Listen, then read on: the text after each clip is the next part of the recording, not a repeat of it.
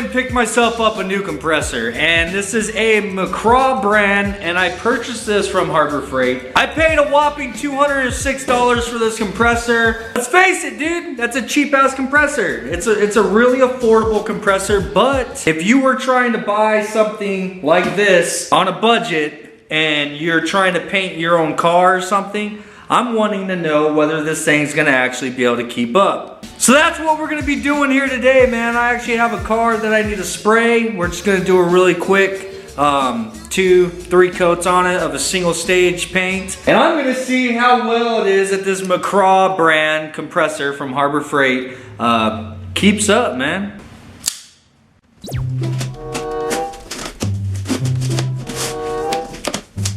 Non-detergent compressor, 30 weight. So this must be the compressor oil for actually lubricating the motor. What is this? What is this? Give it to me. Don't want to give it to me. Come on. Come on. Okay, I think this is our intake filter. Some bolts and some kind of sleeve that's probably for the wheels, I would imagine.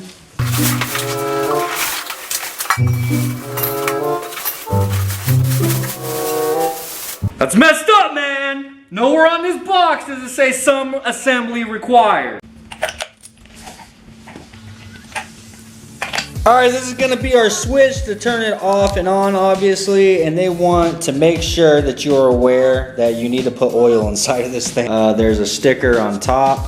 So obviously we definitely need to put oil in it first, and right here is where it is that we add the oil. This is the little port that you need to open up in order to dump it in, and that's the intake filter where this thing actually sucks air in from the atmosphere to compress it. From the atmosphere. Look at me using big ass words, bro.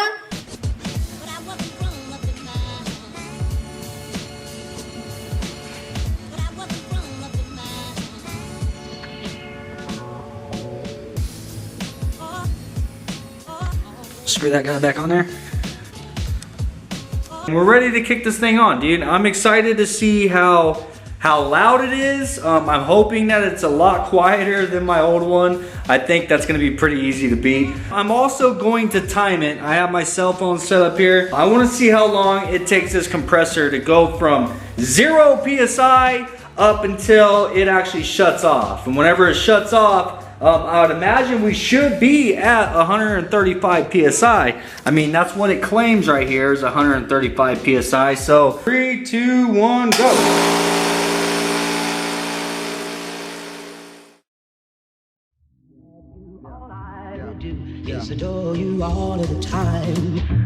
Alright, so our pressure switch did shut it off at, I mean, that looks like it's about 135 PSI. I mean, you be the judge, right? 4 minutes and 50 seconds, so just under 5 minutes it took it for this compressor to go from 0 all the way up to 135 PSI. Now, is that good or bad, dude? I mean, you can be the judge of that, man, because I definitely, through my experience, have seen compressors that perform much better than that, but you also have to remember that this is a $200 compressor from Harbor Freight, you know what I'm saying? So that's what we're testing here. If this budget compressor can basically hold up, dude.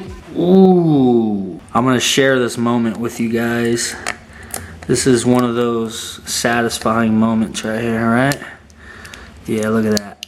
Oh, baby, come on, come off of there nice and easy. Come on, yeah. Just, oh man, just look at that. I mean, would you look at it? Oh, we have a whole nother one to peel off. Oh, geez. Hang on, let's get it started. Let's get it started nice and slow. Nice and slow. Oh, yeah. Oh, come on. Come off smooth. Come off smooth. Yeah. Come out of there nice and smooth like. Damn. Look at that. Jesus, you can't even see the glass, man. But there's glass there. Yeah, you wouldn't believe it, but there's glass there. Nice and fresh.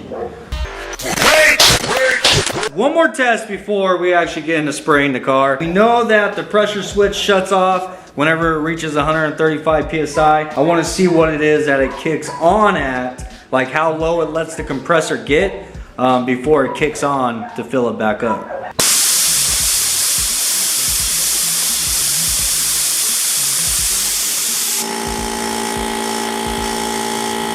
Okay, I opened the release valve and the compressor kicked on at 100 psi, which is pretty good. So if you're using it, sanding, you're spraying, using whatever kind of air tools that you need the compressor for, as soon as it gets down to about 100 psi is when the pressure switch is going to kick it back on and it's going to start filling it back up. Now, when it kicked on, I shut that release valve and it only took it 1 minute, actually a little bit less than a minute, for it to get it back up to the 135 psi, which isn't bad, dude.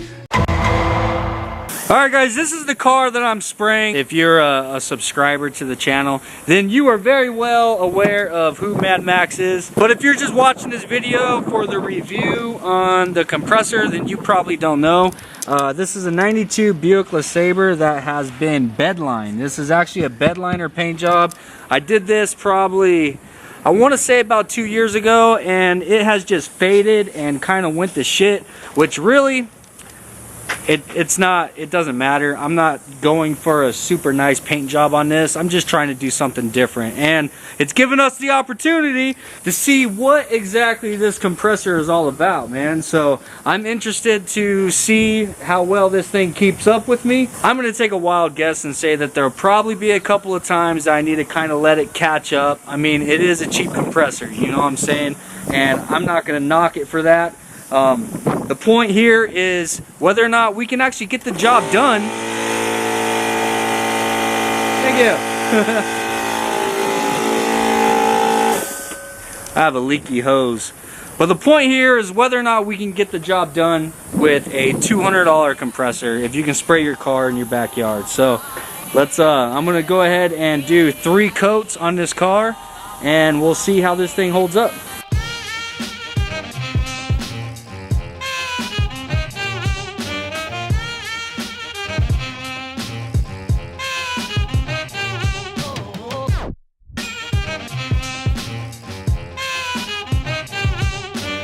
Alright, I just finished my first coat and this thing has been running, I want to say, just about the entire time. I didn't notice too much of a drop in pressure, so I was able to compensate a little bit with my spray gun and actually keep it to a comfortable pressure to continue spraying.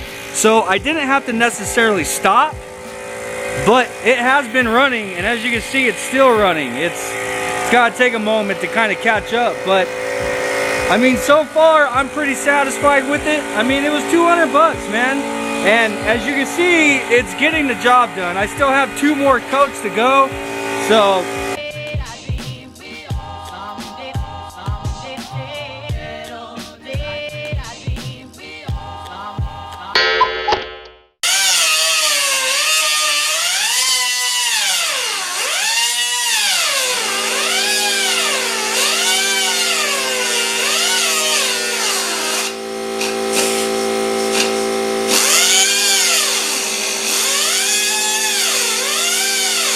alright, so we got the car done, and I'm going to show you guys that here in a second, but I wanted to put the compressor through one more test. This is probably one of the most demanding air tools that you can use. I mean, this thing goes through a lot of air, and it's constant. I was using the compressor by itself, and I will tell you that it was kicking on like almost immediately when I would start using it, and it wouldn't take very long before basically there wasn't enough air pressure to continue using it, and I'd have to sit and wait. So what you guys just seen, whenever this thing kicked on, it took 5 minutes for it to get back up to where the pressure switch actually shuts it off, which is at 135 psi. The reason being is because I am piggybacking this compressor with my old one.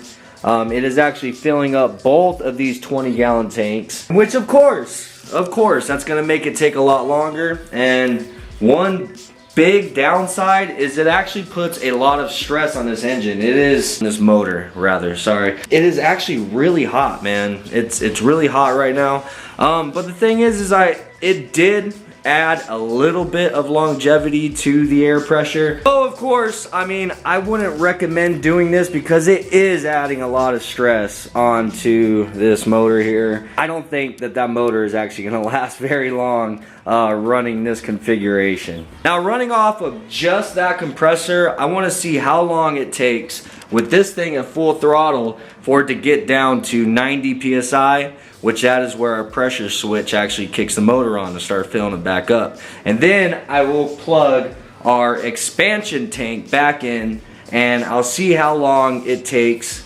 for it to do the exact same thing, basically.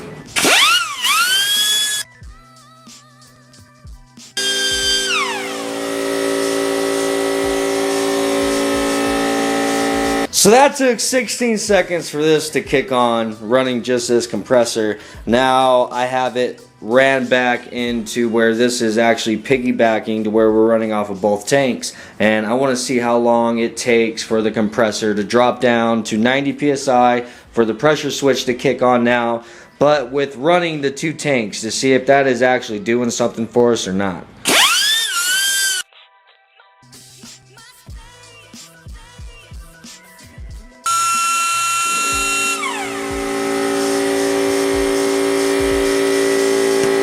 Okay, I'm not gonna lie, I wasn't expecting that, but that made a considerable difference at 41 seconds for it to actually drop down to the 90 psi, and that is running two 20-gallon tanks. And there most certainly is ways that I can make this setup here a lot better. One of them being not running such a long hose that the air has to obviously travel through to get to that tank. But I don't know, man, that actually made a huge improvement. I have noticed, because I mean, obviously I've been working on this for a while, and this is a pretty tedious job.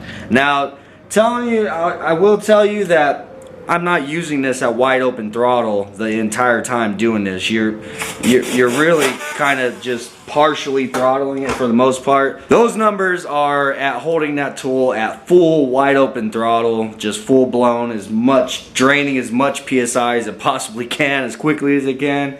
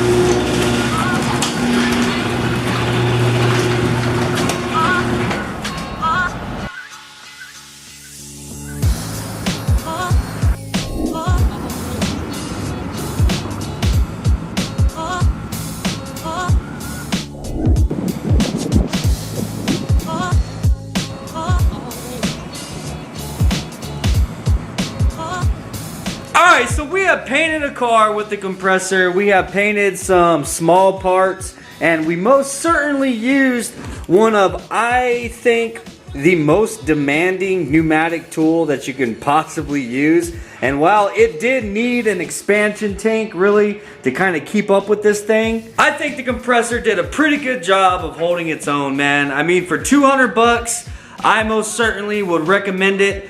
Now, if you're painting cars more often, I think, honestly, it struggled more with this than it did with painting the car. But if you're just going to be painting your own project in the backyard or doing a lot of small stuff like this, or even a little bit bigger, I mean, the compressor held up pretty well with spraying the car. Now, at the end of each coat, I had to kind of wait for it to catch up. But I mean, you got to kind of wait in between coats anyhow, you know what I'm saying? So, is there room for improvement? Absolutely, man. I mean, it's not the best compressor on the market, but if you're on a budget, 200 bucks, Harbor Freight, I mean, you can't beat it, bro. I don't know exactly how long the compressor is gonna last, but it is what it is, bro. And right now, I'm satisfied with it, so I most certainly recommend it. If you guys are trying to do little stuff like this in your home garage. And my old compressor honestly wasn't very much, actually it's the same size tank, but it had a little bit of a higher horsepower engine on it. And I did this entire car, everything on this has been painted, from the wheels, I clear coated the mirrors, painted painted the inside, outside, like everything on this car has been painted with basically a compressor about the same size, which honestly I have no doubt that this compressor would probably hold up just as well. So that's my review. I hope that helps anybody who's possibly looking to pick a compressor up, especially a cheap one from Harbor Freight. Will say that they did have a little bit of a bigger one that probably would have helped out with some of these things a little bit better. And I think it was like $60 more or something like that. So you have options. Make sure to smash the like button if you guys enjoyed the video. It helps me out tremendously. Thank you guys for watching. Peace out, and I'll see you on the next one, man.